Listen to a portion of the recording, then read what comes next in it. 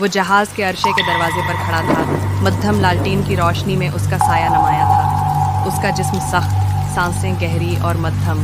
اس کے دائیں ہاتھ میں ایک قزاق کا کٹا ہوا سر، جسے وہ بالوں سے پکڑے کھڑا تھا جیسے کوئی خوفناک ٹرافی۔ خون اس کٹے ہوئے گردن سے ٹپک کر ہارون کے بازو سے بہتا ہوا اس کی آستین میں جذب ہو رہا تھا۔ فصیل، قاسم اور زینب نے جنگ میں بہت سے خوفناک مناظر دیکھے تھے، مگر یہ کچھ اور تھا۔ ہارون صرف کھڑا نہیں تھا، وہ مسکرا رہا تھا۔ نہ کسی فاتح سپاہی کی پراعتماد مسکراہٹ، نہ کسی دیوانے جنگجو کی پاگل خندی، یہ کچھ غلط تھا۔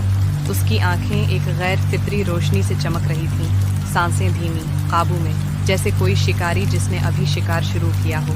کوئی نہ بولا، کوئی نہ ہلا، اور پھر وہ ہنسا، گلے سے نکلتی ہوئی مدھم، بھیانک ہنسی جو ہوا میں دب گئی۔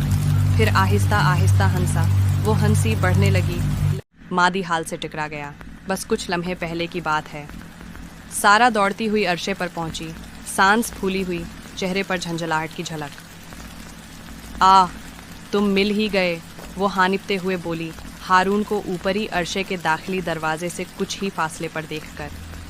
آوے بڑے بھائی، اب ایک زوردار کک کے لیے لات کے لیے تیار ہو جا۔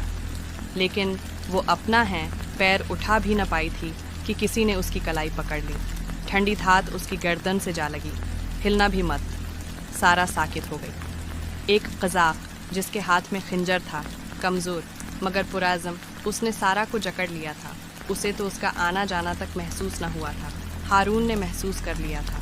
جیسے ہی اس نے سارا کی گردن ہٹا دی تھی، پر تنی ہوئی دھار دیکھی، اس کا پورا جسم جکڑ گیا، ہاتھ مٹھیوں میں بند ہو گئے، سانس آہستہ ہو گئی، گہری پرسکون۔